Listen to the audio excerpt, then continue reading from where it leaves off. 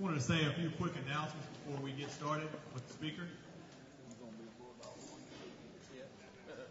Did everybody get a signing day booklet? If you did not, we have some people in the back that will walk around. Raise your hand if you didn't get a booklet, and we can come around and pass those to you. Okay. In your booklet, you'll notice you have an LTAC renewal form for this year. We're ready to kick that off. You'll be getting a letter in the mail shortly. And we need to make it another exciting year. We finished with over 1,350 members last year. And we need to continue our quest to get to 2,000. So anything you can do to renew your membership and then get a friend to join and just grow it at the grassroots level will be a tremendous help to the program. I do want to thank Airmark. Let's give them a round of applause for the food today.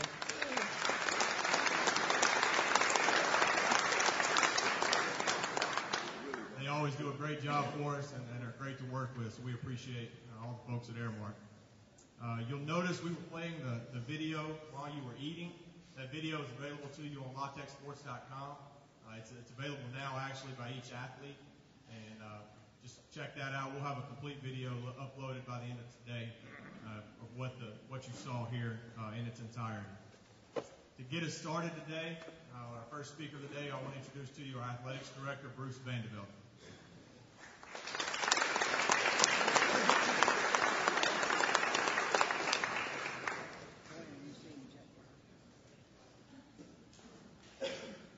Good afternoon. Great to see all of you here today. And really is a joyous occasion. It's a fun day to be a Bulldog. We're not only announcing a new recruiting class, a new group of young men who are going to come here and do wonderful things in our football program, but we've got a new coach, a new coaching staff, a new facility on the way, and a new conference. So there's a lot of excitement in the air. And I can't think, at least in the 5 years I've been here at Louisiana Tech, a more exciting time, a more promising time than right now.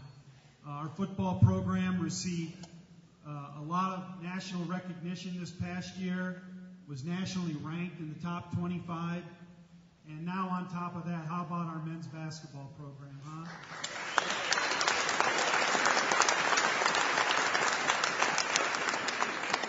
19-3 overall, 10-0 in the conference, playing for a conference championship, and getting votes for the top 25. I'd have to look back, and maybe some of you more loyal Bulldog fans know, but I can't think of another time when we've had our men's basketball and our football programs ranked in the top 25 in the country.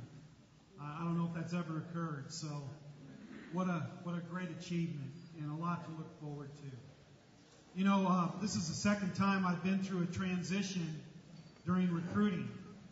And so I have some perspective to compare this to. And I really think that this recruiting class is much stronger, at least on paper, than the transition we went through the last time when we hired a new head football coach during recruiting.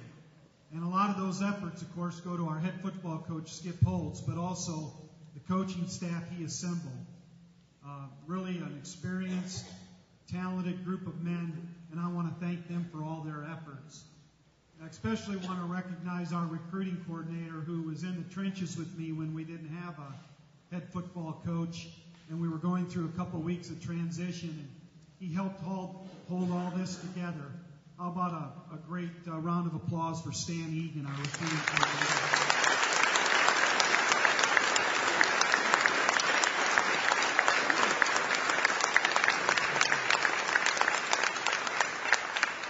Thank you, Stan. I appreciate you more than I can express up here.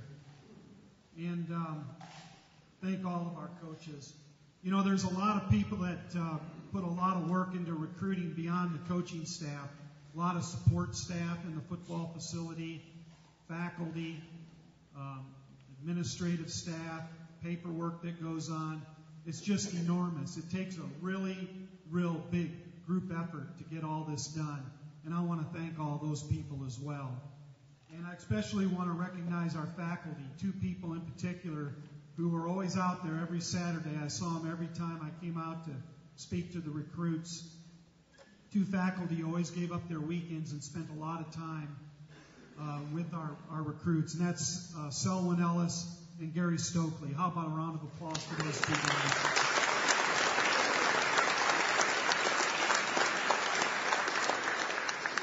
You know, Adam mentioned about LTAC and season tickets. Over the last 5 years, we've made some growth in those two areas. And it's commendable, but we've got to keep growing in that area. And I know I'm speaking to the choir here, but I want to tell you that anything you can do to go out and get new members, to join LTAC, buy season tickets, we want to keep that on an upward climb as we enter Conference USA. It's critical for our future success. You know, this past December, we had the opportunity to hire our next leader for our Bulldog football program. And we were very, very fortunate to identify a coach who has a great reputation, successful experience, and won championships, not as a coach, but as a head coach. And all of us were excited to be able to find Skip Holtz and name him and retain him as our next head football coach.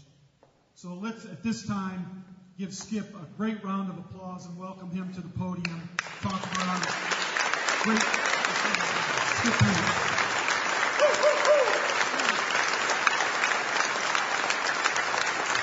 Thank you very much.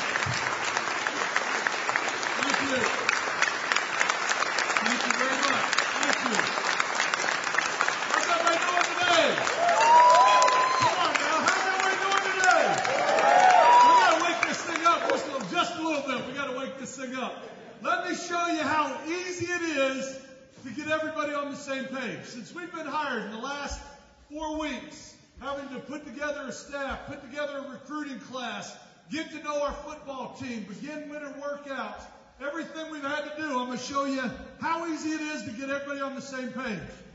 So I want everybody to take your hands and put them 6 inches apart. You guys aren't sleeping on my watch. We're going to be involved today. So what we're going to do, we're going to get everybody off on the cadence. I'm going to say ready, set, hit. When I say hit, everybody clap your hands, okay? Ought to be one clap. Pretty easy. Here we go. Ready, set, hit. There you go. Not bad. Not bad. Got to be one clap. There we go. Get it back out there. Okay? One clap. You say ready, set, hit, not hut. Hut is what Gilligan lived in on an island. Hit is what we're about to do to our opponent. Okay? So here we go. One more time. Ready, set, hit. There you go. Good. Now, here we go. Get it back out there. Here we go. Now we're going on 2.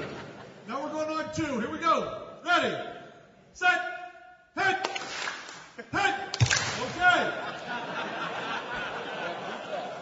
Bad coaching. Okay. 2 is the second hit. Okay. 2 is the second hit. Here we go. Get it back out there. Ready, set, hit, hit.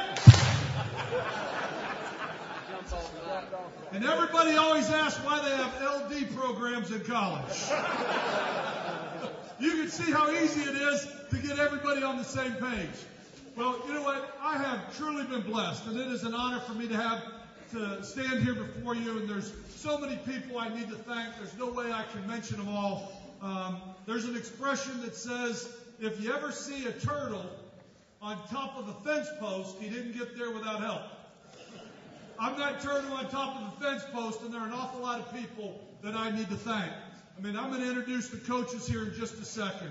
But to the president, the athletic director, to Chalice Capital, to so many people that have been just instrumental in this transition, I cannot say thank you enough.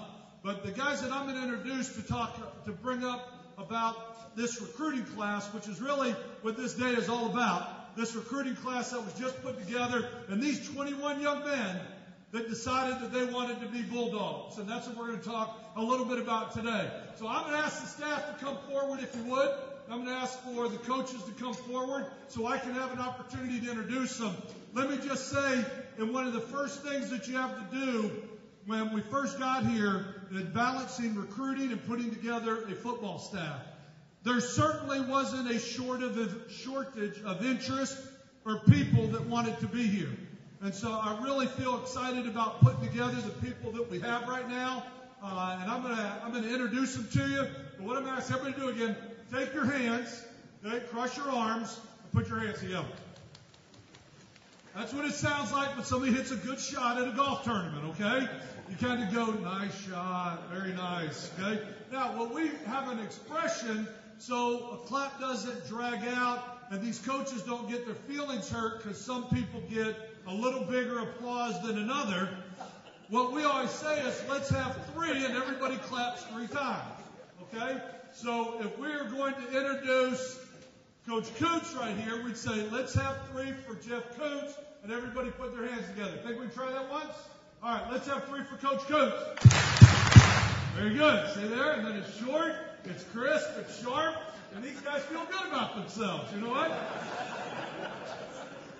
So talking a little bit about and I'll start on the offensive side. I'll start on the offensive side of the ball. When you look at the success that we've had here, one of the things that I was looking for in putting the staff together was a guy that had experience, or a guy that has been there before, a guy that has called plays before, had success, run a wide open offense the way that we have run here and what we've become accustomed to at Louisiana Tech. And you didn't have to look far, because when you started to find the number 1 passing team in the country, it was at Marshall. And so you started looking at who was having success, and the top 5 offenses in the country were at Louisiana Tech, pretty much Baylor and Marshall, and I feel very fortunate to have them. Let's have 3 for Coach Tony Peterson. See there? See how good that works? That works really good. We're excited to have him here, and Tony will work with the quarterbacks as well. I kind of left that out. I said when I first got here, one of the things we needed was Louisiana flavor from a recruiting standpoint. I started talking to high school coaches all over the state, and there was one name that continually came up, and that was Jabbar Jaloop out of New Orleans. And I brought Jabbar up. We had an opportunity to sit down. And as a head coach, obviously you know football. You've had to coach every position. But even more so, I was impressed with the way he deals with people. And that's one of the things that impressed me the most. I think he's going to do a fantastic job. He's had great success. He's been to 3 state championships, just winning the one this year out of Carr High School in New Orleans. Let's have 3 for Coach Jabbar Jaloop. Very good. Next guy is not a stranger to anybody in this room, I know for sure. He's going to coach the outside wide receivers. He played here, was one of the greatest ambassadors that this university has had for the way that he represented himself, the way that he carried himself, as well as the way that he played on the field. He played 8 years in the NFL. He's been coaching for 2 years. I feel honored to have him back. Let's have 3 for Coach Tim Rattay. See, that one was a little louder. See, that's how it works. See, it's supposed to be consistent. That's why we're doing it this way. Okay? It's supposed to be consistent. But everybody should be excited that he's come home. Another guy that is also going to coach the wide receivers, with Coach Rattay coaching the outside. Coach Joe Sloan's going to coach the inside. And I've said when you put a staff together, you need a lot of different things. You've got different experience levels. You've got different age experiences. You have a lot of differences on the staff. This guy had the opportunity to coach him in college. He played for me. He was a graduate assistant for 3 years. He does a phenomenal job on the field with the young man and recruiting. No pun intended. I think he's a bulldog. He's a guy that just continues to plunge forward. Let's have 3 for Coach Joe Sloan. Working with the offensive line, trying to keep in place with what we've done. Looked a lot of different places, and I wanted somebody that had experience doing what we were doing here. And you looked, and I looked around, talked to a lot of different people. This gentleman was at Texas Tech for about 5 years, has been in this offense, played for Tony, had done a great job, was at Middle Tennessee. Let's have 3 for offensive line coach, Coach Matt Moore. Very good. Those are the coaches on offense. Now we can clap. Let's have for the offensive staff. I tell you, you guys are trainable. You're coachable. I will say that. You're very coachable with what we're doing. On the defensive side of the ball, Bruce talked a little bit about Stan Agan. And Stan has been instrumental in our transition from a recruiting standpoint. There were a number of commitments that he was working like crazy, and at one point it was kind of a one-man show, and Stan was holding it all up. Very grateful to him. He does a great job coaching. He's going to coach the defensive line again. When I first came here, a number of players came to me and talked about Coach. We really appreciate it if you keep Coach Agan. He does a great job with us. He sets a great standard. And now that we've been on the field, I can see why. Let's have 3 for Coach Stan Agan. Working with the secondary. This gentleman played for 10 years in the NFL. He played at Colorado. Played 10 years in the NFL. Coached for 7 years in the NFL, I believe it was. And has just done a phenomenal job. I think he's coming here with us signing as many defensive backs as we did. I think he's done a great job coming in, watching film. He's been involved with the special teams, kickers, punters, all the defensive backs. But I tell you what, I've really been impressed with the football coach that he is, being on the field the last couple of days with our players. And that's Coach Ronnie Bradford. Let's have 3 for Coach Bradford. Let's try that one more time. Let's have. Oh. And I just bragged on you. You know what? And I just talked about how good we were doing. Let's have 3 for Coach Bradford. Very good. And then the last guy, again, coaching the linebackers, I think has done a super job, was here. I think he's a bright young star in this business. When I first came in, I had an opportunity to sit down, interview him, meet with him, was just really impressed with his football knowledge, the way he related to young men. He's a great recruiter. He does a phenomenal job. He's coaching our linebackers. Let's have 3 for Coach Coons. Very good. And that's our defensive staff. Let's have a round of applause for them. All right, gentlemen. Y'all can sit down, or you can stand up here if you like. So let's get to the task at hand. Let's talk a little bit about recruiting.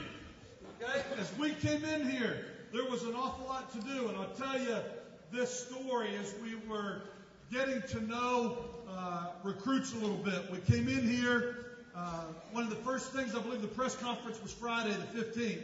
I went to a recruiting dinner that night, and I'm walking around the table, and I'm introducing myself, and some of the players, it's like, how you doing? I'm Coach Skip Holtz. I'm the head football coach at Louisiana Tech. And one player said, he goes, Coach, I'm already here. You don't have to recruit me. I'm already on the team. I'm one of the hosts. And it's like, well, I'm glad you're here anyway. So it's nice to meet you, because we have been trying to meet our players as well as get involved in recruiting. And when you talk about this staff being hired on the 15th, many of them came with a phone call. They wanted to be here, excited about being here. Everybody pretty much packed an overnight bag about 6 weeks ago, got on an airplane and come to Ruston, and we've been recruiting pretty much ever since. And so we have gone through an awful lot, but we had the opportunity on Monday to have our first workout with our football team, which was really encouraging to me and really exciting for me to have the opportunity to get on the grass. So this morning started with a 6 a.m. workout with our players out on the field, just where we had an opportunity to go through a lot of the county fair circuit type stuff with our team. And then we went back inside and the faxes started rolling in. And I tell you what, it was really a productive day. As a coach, especially with the short period of time we had to recruit, you worry about signing day, because you're not real sure. A young man tells you I'm coming, then somebody calls him the night before at 11 o'clock and he signs a different paper. So you're constantly on the phone, trying to talk to him, trying to continue to build these relationships. These coaches did an unbelievable job. But today, we had 21 signees signed today that made the commitment to be Bulldogs, to be part of this program. When you break it down and look at it, there were 8 from the state of Louisiana. There were 7 from the state of Texas. There were 2 from Mississippi, 2 from Alabama, and 2 for Georgia when you look overall at the 21 young men that just signed here. Out of the 21, there was 10 on the defensive side of the ball. There was 9 on the offensive side of the ball, and there was 2 specialists. And we were over here having dinner or having lunch, and somebody said, how are you going to replace your punter? And I don't know the real answer to that other than to tell Tony Peterson, we don't plan on punting this year. So that was the decision that we made rather than going to sign a punter, that we just weren't going to punt anymore. We were either going to make it or go for it on 4th down. So a little more pressure on Coach Peterson from that standpoint. But when you look at the overall, when you look at those numbers, on the offensive side of the ball, the biggest need we had was on the offensive line and wide receiver. That was the biggest need coming in. And when you look on offense and you had your top 2 receivers graduate, you had your quarterback graduate, you had 4 offensive linemen graduate, you watched a lot of really good players walk out the door. That's why one of the things that we said was we've got to sign receivers and offensive line. And we signed 5 wide receivers in this class, and we signed 4 offensive linemen in this class, which I'm really excited about. And then over on the defensive side of the ball, it was a little more balanced. We lost a lot in the secondary. Obviously, we lost some linebackers during the season with injury and then to graduation. But we signed 4 in the defensive backfield, 3 at the linebacker, and then 3 on the defensive line with what we signed. Really excited about it. When you look at what we signed, I believe there were 3 young men from the Shreveport area. How many people were here from Shreveport? Well, we got a good number that made that trip. We signed. We have talked about really trying to make this I-20 corridor home. You know, you look at it, this is where we really got to dig our heels in. And this is where year in and year out, our home base has to come from, and that's this I-20 corridor. When you look over in the Shreveport area, Trent Taylor, the wide receiver, explosive, tough, hard-nosed, can run, does an outstanding job. You look at a defensive end in Hakeem Gray, who does an outstanding job. He's got great size. I think he's going to grow into a tackle. He's about 265 pounds right now as a defensive end. He's about 6'3". Really like him. I think he's got a chance. And then we signed a young man named D'Angelo Brooks, which was a defensive tackle from over in Shreveport that came to us as a junior college. I see everybody flipping the pages. Is it easier if I go name by name? Do you want me to go name by name? No. So I was just going to talk a little bit about this I-20 corridor, and then what I want to do is I want to get some questions from y'all, because this is not about me just standing up here talking, and you're going to find that if you'd let me, I'll talk for the rest of the day. Because when I go home, I don't get a word in. So this is the only time I get an opportunity to talk. Because with a wife and a daughter, I just got to go home and listen. Yes, ma'am. Yes, ma'am. I agree with you 100%. Yes, ma'am. So this is my opportunity to talk. And then I tell you, a young man that I am really excited about, a young man over in Monroe, a young man named Xavier Woods from West Monroe High School, who I really think has a chance to be a dynamic player. I think he's a fantastic young man. The recruiting battles came down to some very high-profile schools. He's a great student. He's a 3.7 student. I think he scored 30 on the ACT. I don't know. There's probably privacy laws that don't let me give all this information out, but I'm giving it anyway. And that was free. That was free, that information right there. But I really think as a defensive back, Xavier Woods has a chance to really be a special player for us. But when you look overall at this class, I think there were 3 things that we were looking for. We wanted, obviously, athletic ability and guys that we felt could make a difference on the field. The second thing that we were looking for is we were looking for students that could come here and graduate from Louisiana Tech. Because I think it's more than just playing football. I think it's getting young men that are going to not only represent this program the right way on the field, but they're going to represent this program the right way in the classroom, and they're going to represent this program the right way off the field from a social standpoint. And like I said, I really feel strong about the class that we just put together and what we were able to do. You know, when you start talking about recruiting, you start talking about one of the things you're really looking for is a positive attitude. I'll tell you this story real quick. I think attitude is key. And I learned a lot about this lesson one day when I went to go play golf. A number of years ago, when I had first gotten hired at another job, and I went out to go play in a golf tournament.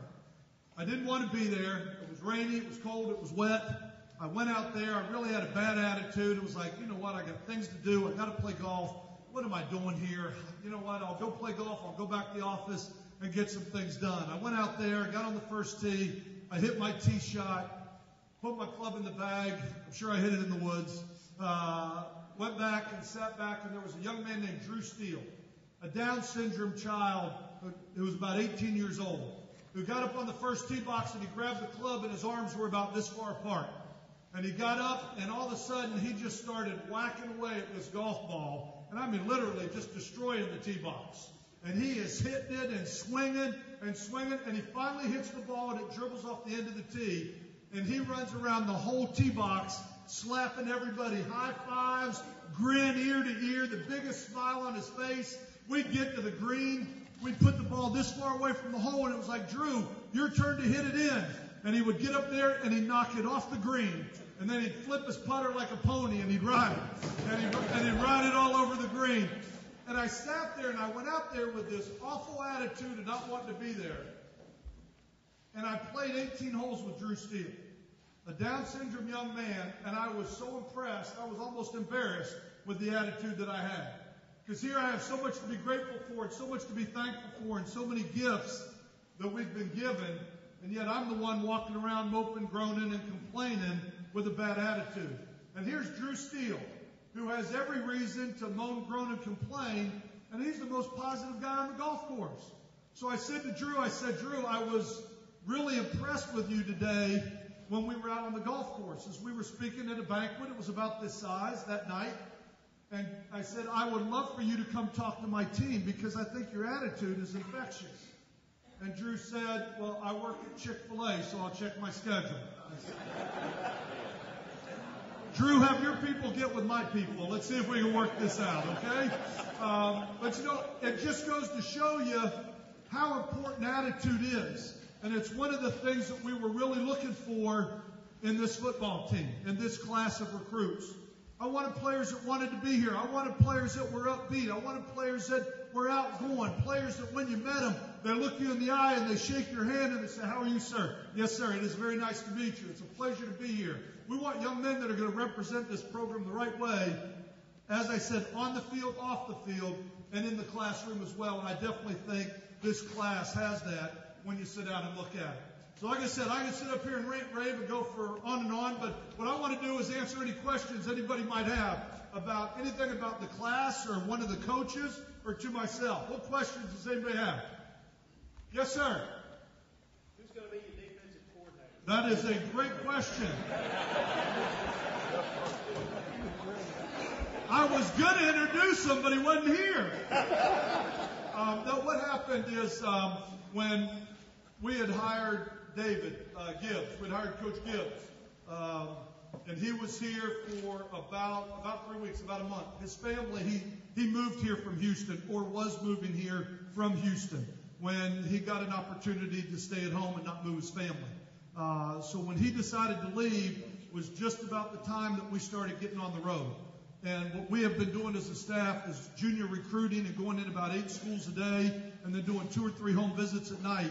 So I said, rather than just hire somebody, which would be easy to do, I said, we want to make sure we hire the right guy, and I'm going to wait till after signing day. And so we will be announcing the defensive coordinator here in the next couple days. But that's a great question. That was on my mind as well. I was asking that same question. What other questions can I answer for anybody? Yes, sir. We have some young men that will be getting scholarships that were on last year's team. The red shirts, like Scotty Young or some folks like that. Some people that were walk-ons last year that will be gaining scholarships? Well, or either way, yes, sir. I don't know yet. As I said, I have literally been with our team 2 days, Monday and this morning at 6 a.m. So it's really, somebody said, what's the biggest challenge you have? The biggest challenge we have is getting to know our team. Because you're out recruiting, you don't know what your strengths are. You don't know what your weaknesses are. You don't know, you've got names on the board, but everybody goes, well, just watch the film. Well, I watch the film, I watch the senior punter, a senior quarterback, senior offensive lineman, senior receivers. So right now, that's one of the biggest challenges we have. But there will be some walk-ons that will be gaining scholarships in this program. And if you notice, we signed 21 scholarships. You can give up to 25 initials every year. That means that we have saved 4 right now. That was intentional. We certainly could have filled them. But our motto for this whole recruiting class is don't settle. You know, recruiting for next year has already started. So when you walk in the door for the first time in January, you're 11 months behind, you know, in trying to recruit a young man.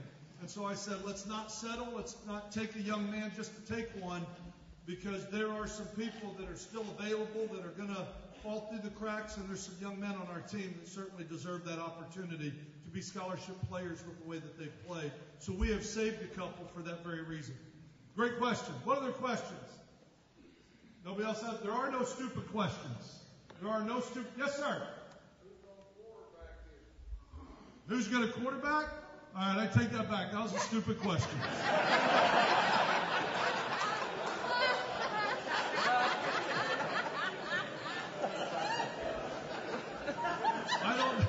I don't know yet. Don't take that personal, please. That was a joke. Don't take that personal. I really don't know right now. Again, we've been out on the field for 2 days. We have spring practice will start March 15th. Is when spring practice will start, with the spring game being on April 13th. And so I certainly invite everybody to come out. Practices are open. I don't think there's a lot of secrets in this game. Practices will be open. You just have to put in earplugs walking in the gate so you can't hear some of the things being said. But you can watch all you want. And so I really don't know. We have a number of candidates right now. There's 4 young men that are scholarship players here that are on scholarship, 4 quarterbacks on scholarship. And so we'll find out as we get going to get on the grass and get the footballs out there and find out who's going to make the right decisions. But out of it, what's the most number of passes any of our quarterbacks have thrown in a game?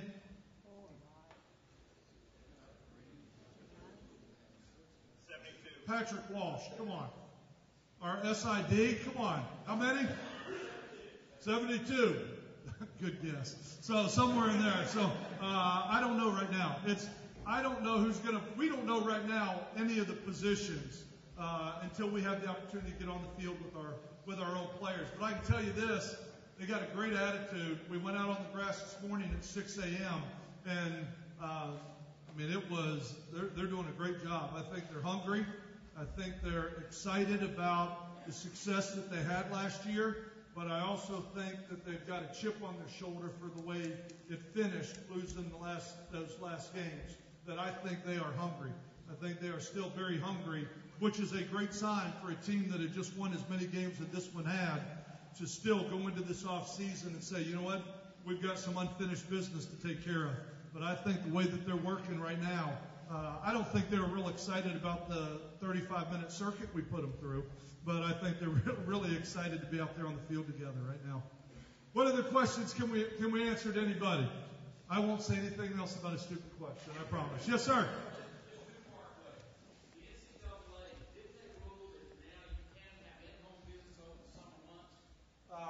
No, sir, not yet. Not that I'm aware of. In-home visits.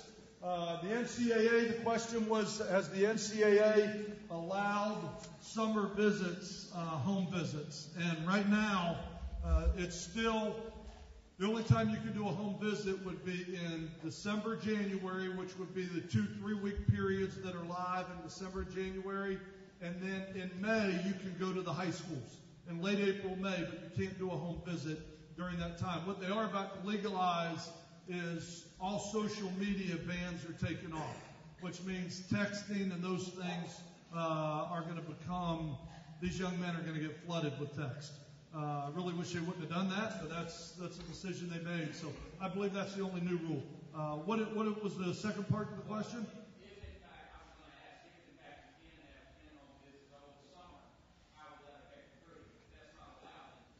You still, the calendar's still going to be the same. You're only allowed 3 months that you're allowed to off-campus recruit. And that's December, January, and the month of May. And you get a handful of days during the fall where you can go to a football game on Friday. But the only home visits you can do are December and January. Great question. Great question. What other questions?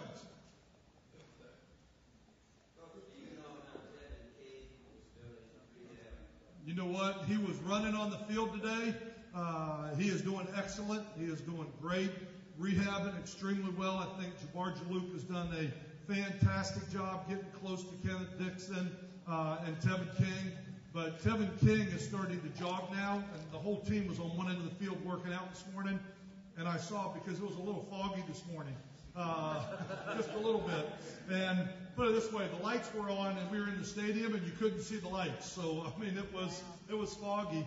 And I saw a guy just kind of running back and forth across the other end of the field. And I went down there through the fog, and it was Tevin. He is jogging now, really at a pretty good pace, and he's really progressing along nicely. I think the key right now is not to push too hard, just to let him continue to progress at the pace with the doctors. He will not go through spring practice. He will not practice during spring, but he is rehabbing extremely well. And right now, everybody's excited about a full recovery with where he is right now. Excited about that. Any other questions that we could answer? What did you want to talk about when you came here today? Yes, sir. Yes, sir. Yes. This gentleman right back here, Ronnie Bradford, will be the special. He'll coach the corners, and he will also be the special teams coordinator. Again, you talked about experience. He coached he played obviously for 10 years in the secondary, but he also coached in the NFL for 7 and coached the special teams, was the special teams coordinator, I believe, for 4 of those years?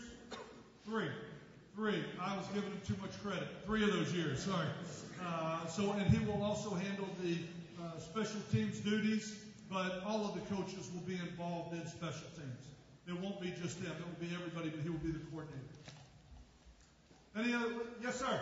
Is Tevin going to get redshirted for last year and have 4 years left? Yes, sir. Tevin, we are applying for the medical red shirt, but it falls within all the stipulations the NCAA requires that it should not be a problem. I just want the right side of the room to know that you guys are losing in the question battle. Because they are kicking y'all's tail in the question battle right now. I just want y'all to know that over there. But yes, he should get red-shirted, but that's one of those things at the end of the season you apply for. And then, but I don't see any complication with that right now. He should be fine with that. So I'm coming over here. Who's got a question on this side of the room? We're not nearly as ignorant on this side. Anything else anybody had? But, yes, sir. How many will be available to go through spring practice? How many are mid-year enrollees or will be able to come in March? You know what? That's a good question. I want to say in my head, I want to say there was 6. I want to say there was 6. That's what it is, Stan. There's 6 that will be here for March. There's a couple that still maybe have one class that they have to finish to enroll on March 5th that they're going through right now. But right now we're expecting 6. Trying to get all 3 of these linebackers in here for mid-year, which we have the biggest need on our team right now. When we went to flex lines yesterday, we lined them up by position. It was like, okay, we need all the linebackers right here. There's like 3 guys standing there, and it's like, no, we need all the second team guys too can come. The second team, we just don't have a lot of linebackers right now, and so all 3 linebackers we're expecting to be mid-year. Nick Thomason, Tony Johnson, and Mitch Villamez are all 3 expected to be here for spring practice. I believe there's 6 total. Great question. You ever feel like you were in a freak show and everybody was just staring at you? Anybody else have any other questions? No? Yes, sir. I know we're still going to run the spread. Probably run a lot out of the shotgun. Are we going to run out of the center end? Coach Peterson, the question was, we're going to run a lot of spread, we're going to run a lot of shotgun, and we're going to get under center at all. We will run a lot of spread, we will run a lot of shotguns, we will throw a lot of passes, and we'll get under center a little bit. One of the things that we really need to do, when we signed, one of the receivers we signed is about a 6'3", 6'4", 235-pound receiver. We need some tight ends in our offense. We need a couple tight ends that we can play. It's a lot easier to get under the center when you can solidify one edge with a tight end. When you don't have a tight end on either side, that's where you have to utilize a little bit more shotgun. So that's something that we hope to grow to. But it's not something that we're going to be able to say, here it is. It's something we're going to have to grow to. But one of the junior college players is a tight end sized body, which will enable us to get under just a little bit more. Yes, sir. Maybe you got a little bit for us. What kind of secret weapon is an ATH? Well, it depends. What's the wager? And I gotta make a deal with one side or the other. I gotta find out which one's gonna win. ATH is an athlete, a guy that can play a lot of different positions, a guy that has played on the offensive side, defensive side, and can do a lot of different things for us. Rather than just put him as a single position, we list him as an athlete because he can play a lot of different places for us. Okay, who won the wager? Who won the wager? Oh, you know what? A woman wins again. How about that? A woman wins again. Happens all the time in my family, too. Happens all the time. Anything else? Yes, sir. Reading the two tech boards about tech sports, there was some griping, complaining a little bit about why you were signing junior college players. Okay. Can you explain to everybody why that was necessary? Okay, one of the questions was why so many junior college players? When we came in here, and I will say this right now, I am not a huge junior college fan. I would much rather recruit the high schools than the junior colleges. But the problem was 2 years ago we signed about 15 junior college players. And so we just had 31 players walk out the door. And what you don't want to do is you don't want to go sign all high school players and say that it's going to be a slow process while you wait for them to mature, because we need some young men to come in and give us some immediate help on this football team. So what we did was we signed, I believe, 10 junior college players this year. I'd like to sign 4 or 5 next year, and maybe 2 the following year after that to fill some needs. But once you've gone the junior college route, you really need to wean yourself off of it. So in this first year, we did sign a number to step in, but you will see less sign next year and even less sign the year after that. But right now, I didn't want to go into next year and have to play 18 freshmen. And you're counting on freshmen to go out there. The best thing about a freshman is one day they become a sophomore. That's the best thing about a freshman, is that they'll grow up one day. And so we didn't want to be put in a situation where we had to play that many freshmen right out of the chute. So that was one of the reasons that we did it. But very good question. Well, I want to thank everybody for coming today. I mean, and there was, like I said, I don't want to sit here and put everybody to sleep and just go down and talk about each and every signee one by one. But I will tell you, as a class, I'm really excited about the group that this staff has assembled and what they've put together. I think they've done an unbelievable job. As I said, you talked about a group of young men, or a group of men that got a phone call that packed an overnight bag and came to Ruston and started hitting the road recruiting, have been away from their families for 6 weeks. And I think they've done an unbelievable job of putting together this class in such a short period of time. So one more time, let's give this staff a hand for the job that they did along the road.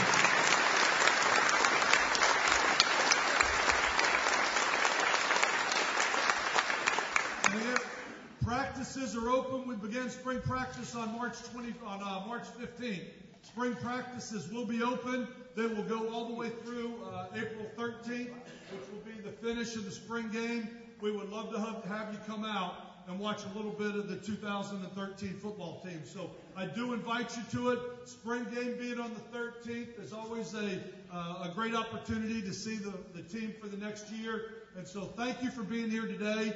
I welcome you to come out for spring practice. I'm really looking forward to the future in this football team and seeing what our strengths and weaknesses are as we start moving forward. So thank you very much for being here. Have a great day, and go Dogs. Thank you.